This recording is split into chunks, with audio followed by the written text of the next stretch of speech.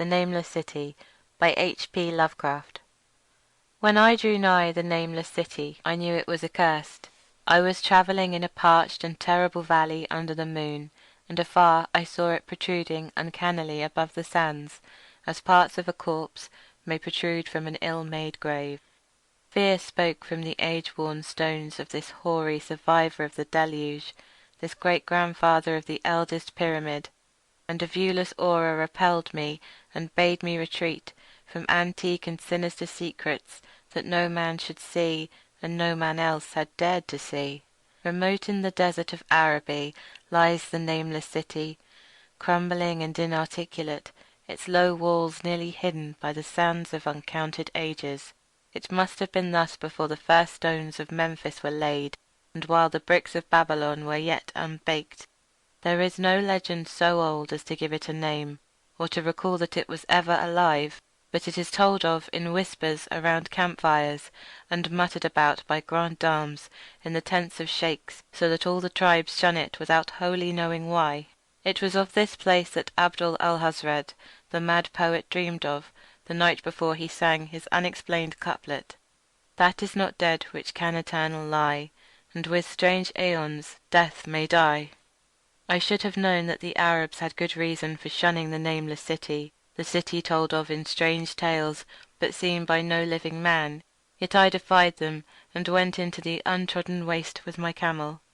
I alone have seen it, and that is why no other face bears such hideous lines of fear as mine, why no other man shivers so horribly when the night wind rattles the windows. When I came upon it in the ghastly stillness of unending sleep, it looked at me, chilly from the rays of a cold moon amidst the desert's heat, and as I returned its look I forgot my triumph at finding it, and stopped still with my camel to wait for the dawn. For hours I waited, till the east grew grey and the stars faded, and the grey turned to roseate light edged with gold. I heard a moaning and saw a storm of sand stirring among the antique stones, though the sky was clear and the vast reaches of desert still. Then suddenly above the desert's far rim came the blazing edge of the sun, seen through the tiny sandstorm which was passing away, and in my fevered state I fancied that from some remote depth there came a crash of musical metal to hail the fiery disk as Memnon hails it from the banks of the Nile. My ears rang and my imagination seethed as I led my camel slowly across the sand to that unvocal place, that place which I alone of living men had seen. In and out amongst the shapeless foundations of houses and places I wandered, finding never a carving or inscription to tell of these men, if men they were, who built this city and dwelt therein so long ago. The antiquity of the spot was unwholesome, and I longed to encounter some sign or device to prove that the city was indeed fashioned by mankind. There were certain proportions and dimensions in the ruins which I did not like. I had with me many tools, and dug much within the walls of the obliterated edifices, but progress was slow, and nothing significant was revealed. When night and the moon returned, I felt a chill wind which brought new fear, so that I did not dare to remain in the city, and as I went outside the antique walls to sleep, a small sighing sandstorm gathered behind me, blowing over the grey stones though the moon was bright and most of the desert still. I awakened just at dawn from a pageant of horrible dreams, my ears ringing as from some metallic peal. I saw the sun peering redly through the last gusts of a little sandstorm that hovered over the nameless city, and marked the quietness of the rest of the landscape. Once more I ventured within those brooding ruins that swelled beneath the sand like an ogre under a coverlet, and again dug vainly for relics of the forgotten race. At noon I rested, and in the afternoon I spent much time tracing the walls and bygone streets, and the outlines of the nearly vanished buildings. I saw that the city had been mighty indeed, and wondered at the sources of its greatness. To myself I pictured all the splendours of an age so distant that Chaldea could not recall it, and thought of Sarnath the Doomed, that stood in the land of Manar when mankind was young, and of Ib, that was carven of grey stone before mankind existed. All at once I came upon a place where the bedrock rose stark through the sand and formed a low cliff, and here I saw with joy what seemed to promise further traces of the antediluvian people. Hewn rudely on the face of the cliff were the unmistakable facades of several small, squat rock houses or temples, whose interiors might preserve many secrets of ages too remote for calculation, though sandstorms had long effaced any carvings which may have been outside. Very low and sand-choked were all the dark apertures near me, but I cleared one with my spade and crawled through it, carrying a torch to reveal whatever mysteries it might hold. When I was inside I saw that the cavern was indeed a temple, and beheld plain signs of the race that had lived and worshipped before the desert was a desert. Primitive altars, pillars, and niches, all curiously low, were not absent, and though I saw no sculptures or frescoes, there were many singular stones clearly shaped into symbols by artificial means. The lowness of the chiselled chamber was very strange, for I could hardly kneel upright, but the area was so great that my torch showed only part of it at a time. I shuddered oddly in some of the far corners, for certain altars and stones suggested forgotten rites of terrible, revolting, and inexplicable nature, and made me wonder what manner of men could have made and frequented such a temple. When I had seen all that the place contained, I crawled out again, avid to find what the temples might yield. Night had now approached, yet the tangible things I had seen made curiosity stronger than fear, so that I did not flee from the long moon-cast shadows that had daunted me when first I saw the nameless city. In the twilight I cleared another aperture, and with a new torch crawled into it, finding more vague stones and symbols, though nothing more definite than the other temple had contained. The room was just as low, but much less broad, ending in a very narrow passage crowded with obscure and cryptical shrines. About these shrines I was prying, when the noise of a wind, and my camel outside, broke through the stillness, and drew me forth to see what could have frightened the beast. The moon was gleaming vividly over the primitive ruins, lighting a dense cloud of sand that seemed blown by a strong but decreasing wind from some point along the cliff ahead of me. I knew it was this chilly, sandy wind which had disturbed the camel, and was about to lead him to a place of better shelter, when I chanced to glance up, and saw that there was no wind atop the cliff. This astonished me, and made me fearful again, but I immediately recalled the sudden local winds that I had seen and heard before at sunrise and sunset, and judged it was a normal thing. I decided it came from some rock fissure leading to a cave, and watched the troubled sand to trace its source, soon perceiving that it came from the black orifice of a temple a long distance south of me, almost out of sight. Against the choking sand cloud I plodded toward this temple, which as I neared it loomed larger than the rest, and showed a doorway far less clogged with caked sand. I would have entered, had not the terrific force of the icy wind almost quenched my torch. It poured madly out of the dark door, sighing uncannily as it ruffled the sand and spread among the weird ruins. Soon it grew fainter, and the sand grew more and more still, till finally all was at rest again. But a presence seemed stalking among the spectral stones of the city, and when I glanced at the moon it seemed to quiver as though mirrored in unquiet waters. I was more afraid than I could explain, but not enough to dull my thirst for wonder, so as soon as the wind was quite gone I crossed into the dark chamber from which it had come. This temple, as I had fancied from the outside, was larger than either of those I had visited before, and was presumably a natural cavern, since it bore winds from some region beyond. Here I could stand quite upright, but saw that the stones and altars were as low as those in the other temples. On the walls and roof I beheld for the first time some traces of the pictorial art of the ancient race, curious curling streaks of paint that had almost faded or crumbled away, and on two of the altars I saw with rising excitement a maze of well-fashioned curvilinear carvings.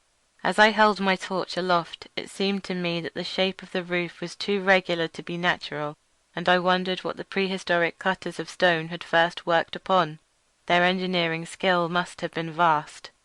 Then a brighter flare of the fantastic flame showed that form which I had been seeking, the opening to those remoter abysses whence the sudden wind had blown, and I grew faint when I saw that it was a small and plainly artificial door chiselled in the solid rock. I thrust my torch within, beholding a black tunnel, with the roof arching low over a rough flight of very small, numerous, and steeply descending steps. I shall always see those steps in my dreams, for I came to learn what they meant. At the time I hardly knew whether to call them steps or mere footholds in a precipitous descent. My mind was whirling with mad thoughts, and the words and warning of Arab prophets seemed to float across the desert from the land that men know to the nameless city that men dare not know. Yet I hesitated only for a moment before advancing through the portal and commencing to climb cautiously down the steep passage, feet first, as though on a ladder. It is only in the terrible phantasms of drugs or delirium that any other man can have such a descent as mine.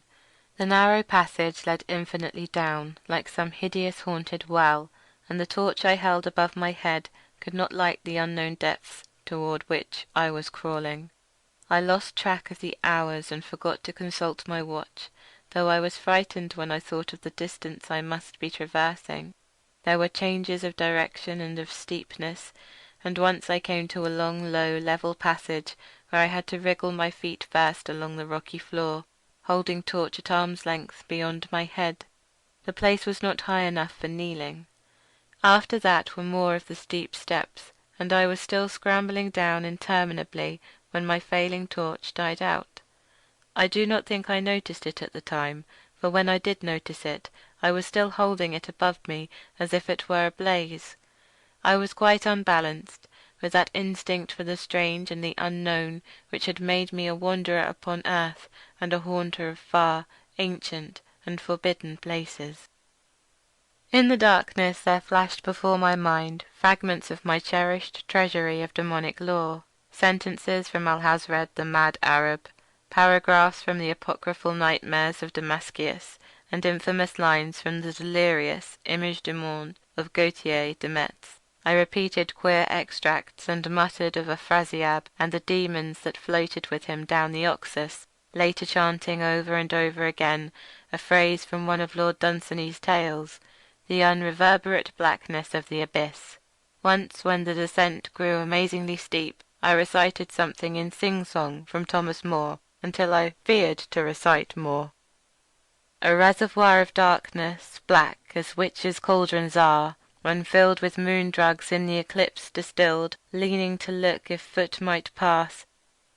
Down through that chasm I saw beneath, as far as vision could explore, the jetty side smooth as glass, looking as if just varnished with that dark pitch the seat of death throws out upon its slimy shore. Time had quite ceased to exist when my feet again felt a level floor, and I found myself in a place slightly higher than the rooms in the two smaller temples, now so incalculably far above my head. I could not quite stand, but could kneel upright, and in the dark I shuffled and crept hither and thither at random. I soon knew that I was in a narrow passage, whose walls were lined with cases of wood having glass fronts.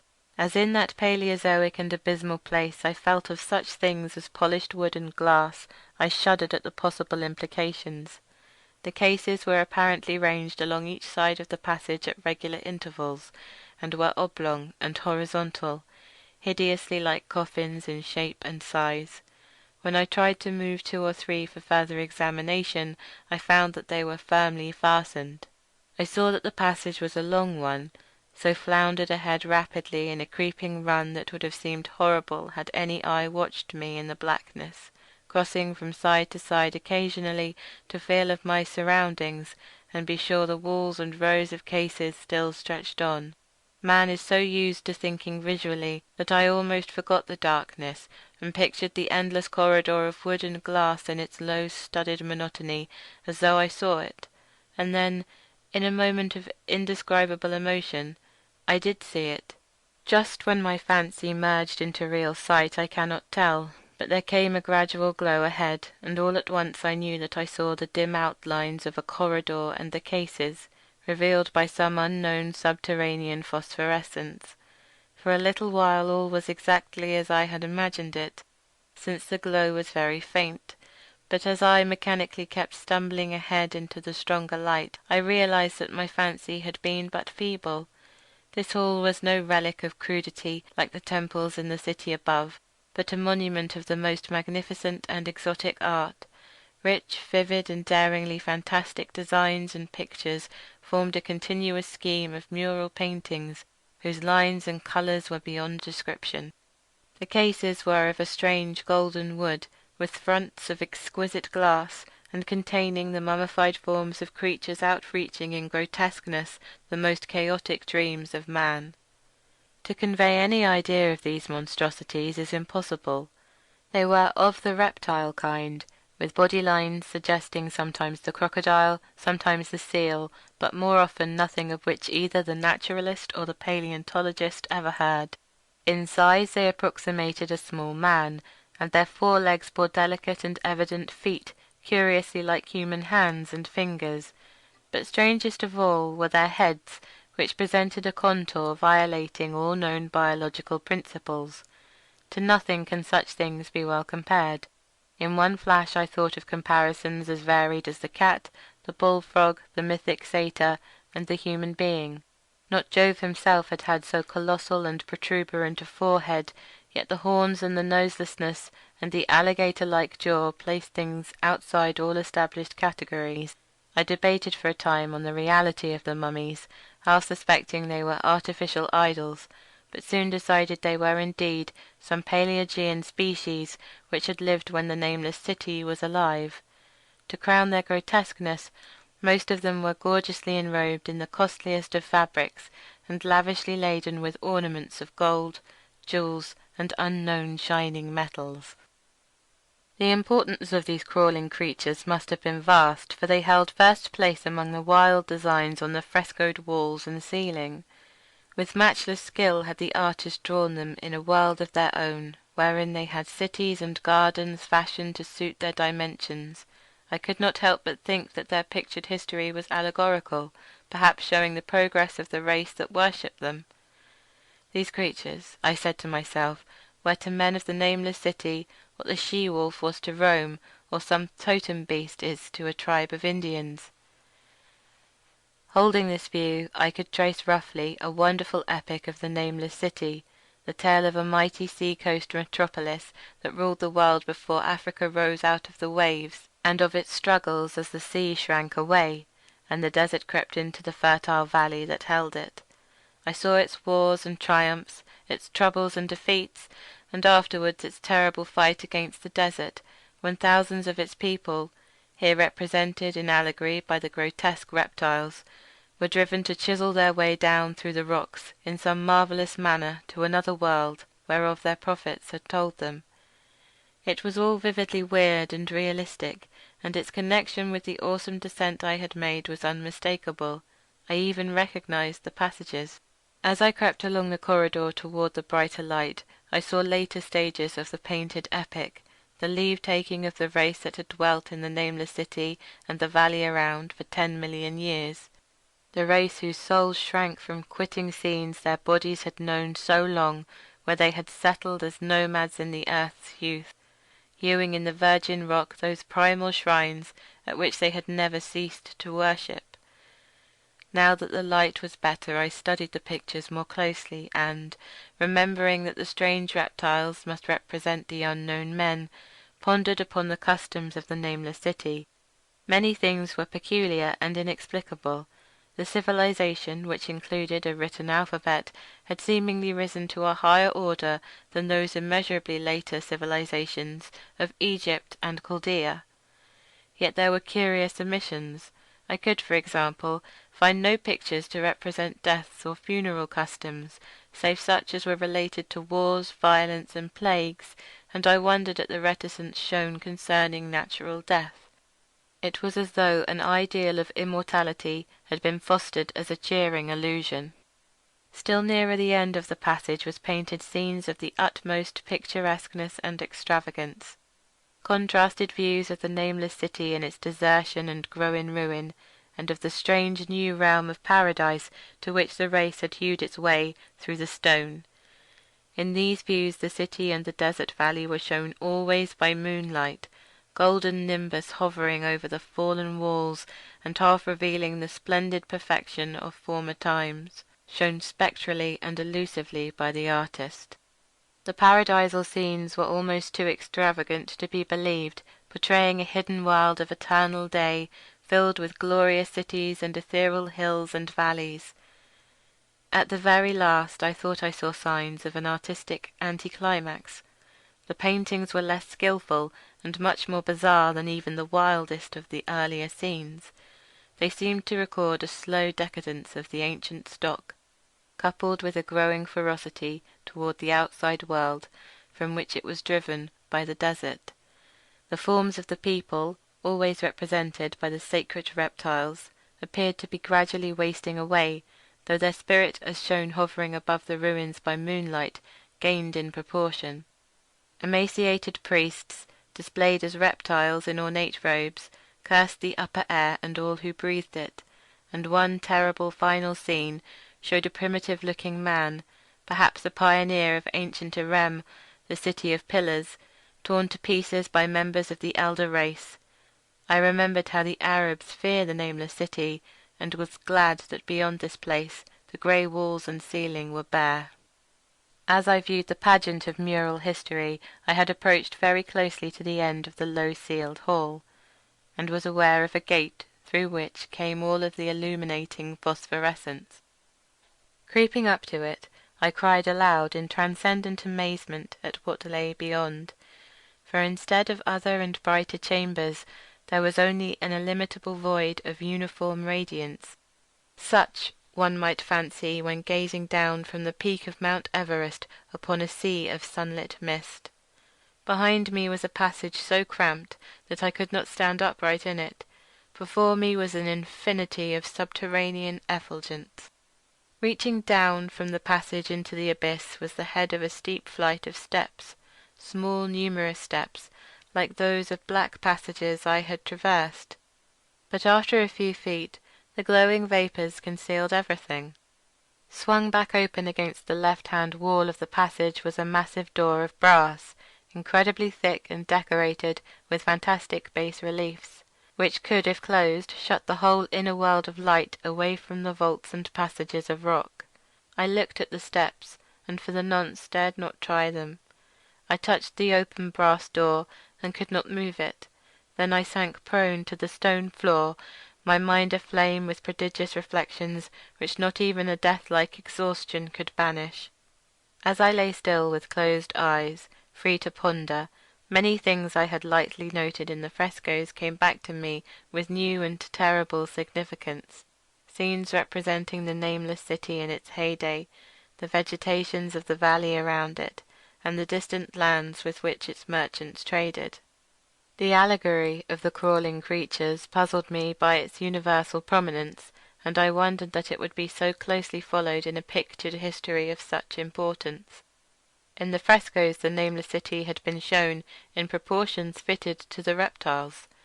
I wondered what its real proportions and magnificence had been, and reflected a moment on certain oddities I had noticed in the ruins.